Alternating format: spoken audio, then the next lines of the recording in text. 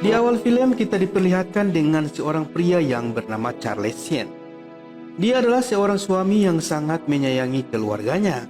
Seperti pagi pada biasanya, sebelum berangkat kerja, Charles selalu sarapan bersama dengan istri dan anak perempuannya. Anaknya ini mengidap penyakit diabetes akut. Pada pagi itu seperti hari-hari sebelumnya, Charles berangkat kerja dengan menaiki kereta api. Tapi pagi itu Charles agak telat hingga dia sedikit terburu-buru. Hal itu membuatnya lupa membeli tiket. Saat pemeriksaan, Charles tidak membawa uang sepeser pun untuk membayar denda, karena uangnya sudah diambil istrinya tadi. Tiba-tiba saja ada seorang wanita yang berkata, "Aku yang akan membayarnya." Charles pun merasa tidak enak dan langsung menghampirinya. Dia ke sana sekedar mengucapkan terima kasih dan berjanji akan mengembalikan uang itu besok. Charles berkata jika besok menaiki kereta, "Aku akan bayar utangku." Keesokan harinya mereka berdua pun bertemu kembali. Dari sinilah mereka saling berkenalan satu sama lain. Wanita ini bernama Lucinda Harris. Lucinda ini sudah menikah dan memiliki seorang anak perempuan. Sesampainya di kantor, Charles mulai browsing mencari nama kantor tempat Lucinda bekerja.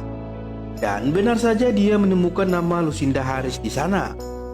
Siang harinya Charles mulai kepikiran terus dengan sosok wanita cantik itu. Dia lalu menelpon Lucinda untuk mengajak makan siang bersama. Keesokan harinya Charles mulai berbohong kepada istrinya kalau dia akan pulang lebih malam karena ada tambahan kerja di kantor. Begitu juga dengan Lucinda yang menelpon suaminya. Di malam itu Charles mengajak Lucinda ke sebuah klub malam. Di dalam sana Charles menantang Lucinda untuk bertaruh $20 jika dia menciumnya tanpa menyentuh bibir. Setelah uang itu diberikan, perlahan-lahan Charles mulai mendekatkan wajahnya ke wajah Lucinda.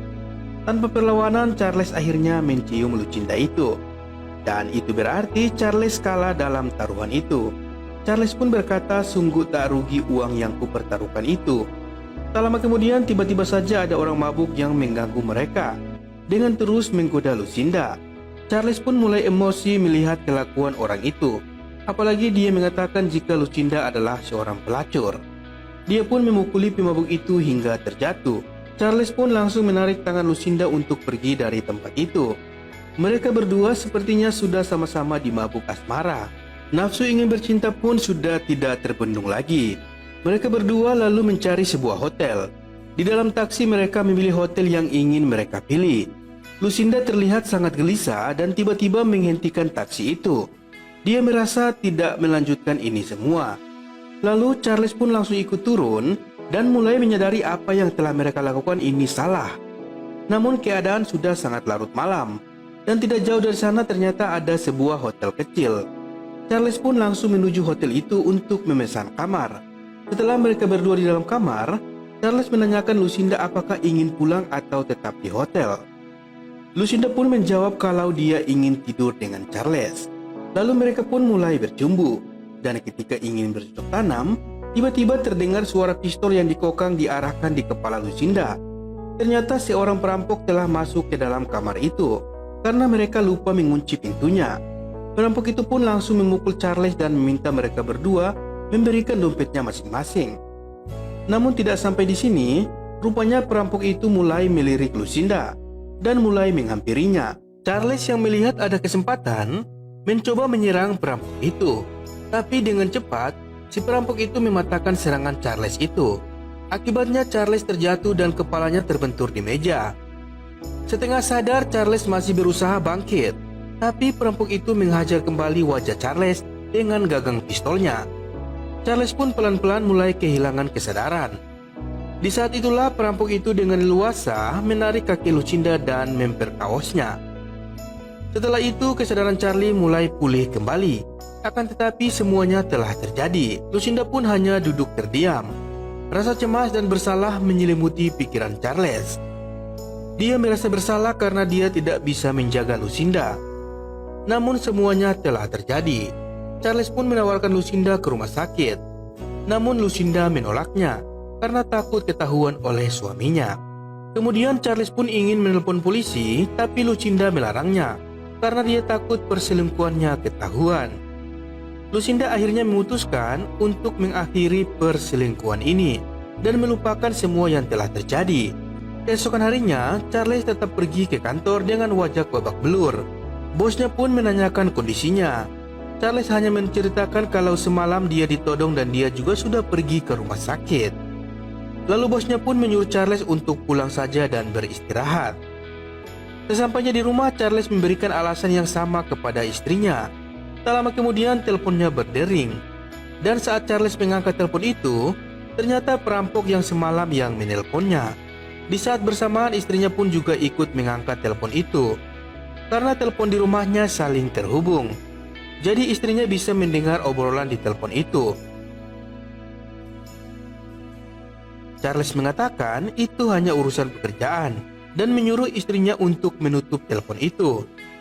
Dengan begitu si perampok jadi tahu kalau Charles tidak menceritakan kejadian sesungguhnya. Mulailah perampok itu memerasnya.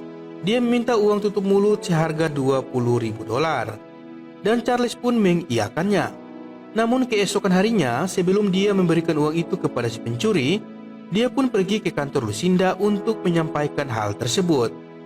Di sana dia mengajak Lucinda untuk melaporkan kepada polisi. Akan tetapi Lucinda menolak, karena jika lapor polisi, maka suaminya akan tahu, dan anaknya pasti akan dibawa oleh suaminya itu. Lalu Lucinda memberikan uang kepada Charles. Dia berharap bisa membantu beban Charles. Tentu saja Charles langsung menolaknya. Di akhir pertemuan, Lucinda juga mengatakan sebaiknya kita tidak usah berhubungan lagi. Lalu Charles pun pergi menemui si perampok itu di tempat yang sudah disepakati, tentunya untuk memberikan uang tersebut. Dan ia berharap masalah ini segera selesai. Tapi selang beberapa minggu Charles mendapatkan telepon dari si perampok itu lagi. Dan Charles pun langsung mengatakan kalau kali ini dia tidak memberikan uang sedikit pun. Tapi tak disangka ternyata si perampok kali ini menelpon dari rumah Charles. Dan Charles pun bergegas berlari menuju ke rumahnya. Si perampok ternyata sudah di rumah Charles dan sedang berbincang dengan istri dan anaknya. Dia mengaku sebagai teman kerja Charles. Kali ini sambil mengancam, si perampok tersebut meminta uang $100.000. Mengingat karakter si perampok yang sangat sadis, Charles pun memikirkan nasib anak dan istrinya. Sepertinya dia tidak punya pilihan lain selain memberikan uang itu kepadanya. Tapi sebelum memberikan uang itu, Charles mencoba berbicara kepada pengacaranya. Dia menceritakan segalanya yang terjadi. Namun menurut sang pengacara, karena kejadiannya sudah 6 minggu dan bukti-buktinya juga tidak kuat, ditambah lagi dia masuk ke rumah Charles tanpa mendobraknya, menurut pengacara itu hal yang sangat mustahil untuk menuntutnya di pengadilan, kecuali jika Lucinda mau memberikan saksi. Charles pun kembali menemui Lucinda di kantornya. Charles menceritakan yang terjadi dan mengajak Lucinda membuat laporan ke polisi. Tapi Lucinda tetap menolak. Dan lebih mengejutkannya lagi, Lucinda justru mengatakan kalau dia baru saja aborsi akibat pemerkosaan itu. Pernyataan Lucinda membuat Charles tak tahu harus berbuat apa lagi. Hal ini semakin membuat dia frustasi. Di tengah stres, Charlie mencoba berbicara dengan Wilston, seorang office boy yang cukup akrab dengannya di kantor. Dia tahu dulu Wilston pernah dipenjara, jadi Wilston bisa sedikit membantunya. Setelah Charles menceritakan semua hal yang menimpanya, Wilston pun memberikan penawaran dengan cukup bayar 10% saja, dan dia akan membereskan si perampok ini. Charles yang tidak punya pilihan lain langsung menyetujuinya. Sesampainya di tempat yang sudah disepakati, Wilston berbicara sambil menunjukkan kalau dia membawa pistol yang tidak ada isinya untuk menakuti si perampok itu. Tapi belum selesai berbicara, Wilston sudah ditembak oleh si perampok itu. Dan perampok itu mengancam agar Charles segera menyiapkan uangnya. Akibat kejadian itu, Charles harus membuang mayat dan mobil Wilston ke sungai untuk menghilangkan jejak. Di pagi harinya, di kantor Charlie dia didatangi oleh seorang detektif, yang ternyata dia adalah paman Wilston. Sang detektif mengatakan kepada Charles bahwa Wilston semalam dibunuh dan mayatnya dibuang ke sungai.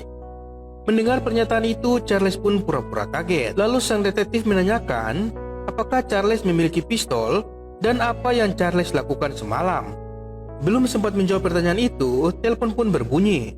Ternyata si perampok itu sedang mengancam Lucinda di apartemennya. Si perampok mengancam jika dalam waktu 20 menit Charles tidak membawa uangnya, maka Lucinda akan dibunuh. Begitu juga istri dan anak Charles. Charles lalu pergi ke bank untuk mengambil uang tabungannya. Sebenarnya uang itu adalah simpanan untuk pengobatan anaknya nanti.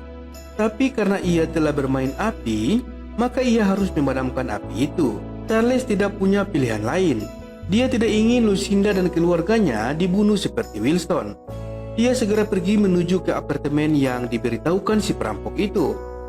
Sesampainya di sana, nampak Lucinda sedang diancam oleh perampok itu. Dengan cepat, si perampok itu meminta uangnya. Lalu Charles pun memberikannya. Setelah si perampok pergi, Charles menanyakan keadaan Lucinda dan mengatakan kalau semua ini sudah berakhir karena dia sudah memberikan segalanya. Lantas, apakah semua telah berakhir? Tentu saja belum. Masalah Charles memang sudah berakhir, tapi twist pada film ini baru saja akan dimulai. Meskipun Mimin yakin kalian pasti sudah bisa menebaknya, tapi mari kita lihat balas dendam dari Charles ini. Scene kemudian berpindah yang memperlihatkan Charles mencoba menemui Lucinda di kantornya. Yang mengejutkannya lagi, ternyata Lucinda Harris adalah orang lain. Dan wanita yang mengaku sebagai Lucinda selama ini hanya karyawan kontrak sementara di sana. Charles pun langsung pergi ke apartemennya. Sesampainya di sana, ternyata apartemen itu disewakan bulanan. Dan lebih kagetnya lagi, ternyata di brosur apartemen itu ada foto anak kecil yang Lucinda pernah bilang bahwa itu foto anaknya. Ternyata itu bukan anaknya, melainkan foto brosur dari apartemen itu. Charles kemudian pergi ke stasiun kereta untuk mencari Lucinda, dan benar saja dia berada di sana. Ketika Charles ingin menghampirinya, ternyata ada laki-laki lain yang sedang bersamanya. Charles pun mencoba membuntuti Lucinda. Dan betapa kagetnya Charles, ternyata Lucinda menemui si perampok itu dan saling berpelukan layaknya pasangan suami istri. Charles mulai menyadari kalau dia ternyata korban penipuan dari kedua pasangan ini. Tak terima dengan semua ini, Charles mulai mengatur rencana. Dia kembali menuju ke hotel tempat dia dirampok dan langsung memesan kamar tepat di sebelah ketika pertama dia dirampok. Dan dia mulai mengikuti Lucinda yang sedang bertemu dengan korban barunya. Ternyata memang Lucinda selalu mengatur agar para korbannya menuju ke hotel ini karena mereka sudah bekerja sama dengan pihak hotel. Begitu Charles melihat mereka ingin memulai aksinya, Charles pun mulai masuk dan memukul si perampok dari belakang hingga tidak sadarkan diri. Dia lalu masuk ke dalam kamar sambil menodongkan pistol. Charles menjelaskan kepada pria itu bahwa mereka semua adalah komplotan penipu. Si perampok mulai kembali sadar. Charles pun memukulnya dan meminta uangnya dikembalikan. Namun di tengah perdebatan, si korban pria yang ketakutan mencoba merebut pistol Charles agar dia bisa keluar dari sana. Akhirnya baku tembak pun tak terelakkan. Lucinda tertembak, begitupun si perampok dan temannya. Polisi menyatakan kalau ini hanyalah kasus perselingkuhan dan perampokan biasa. Lalu Charles segera pergi ke bagian resepsionis sambil menunjukkan kartu pengenal. Dia pun mengambil tasnya yang bertuliskan namanya yang disimpan di berangkas hotel. Dan itu adalah tas yang berisikan uang kepada perampok sebelumnya. Akhirnya Charles pun berhasil mengambil kembali uangnya itu. Keesokan harinya ketika di kantor, ternyata Charles ketahuan mengambil uang $10.000. Akibatnya dia mendapatkan hukuman sosial, yaitu mengajar para narapidana di penjara selama 6 bulan. Ketika dia sedang mengajar, dia melihat sebuah buku yang bertuliskan tentang dirinya. Dia lalu membukanya dan ternyata buku itu menceritakan tentang dirinya sendiri. Charles pun jadi penasaran siapa penulis buku ini. Di akhir bacaan, Charles diarahkan menuju ke ruang cuci baju. Charles yang penasaran langsung pergi ke sana. Dan ternyata perampok itu belum meninggal dan dia mendekam di penjara itu. Ternyata si perampok ini sudah mengetahui jika Charles yang akan mengajar di penjara ini dan dia akan balas dendam atas kematian Lucinda. Tapi lagi-lagi tak disangka ternyata justru sebaliknya. Charles lah yang sudah mengatur semua ini agar dia bisa ditempatkan di penjara ini untuk bisa membunuh si perampok ini. Charles pun menyatakan kepada polisi kalau dia diserang dan itu hanya bentuk pembelaan diri. Dan film pun selesai. Oke teman-teman, itulah alur cerita film kali ini. Mimin sangat puas dengan balas dendam dari Charles ini. Gimana dengan kalian? Terima kasih sudah menonton dan sampai jumpa.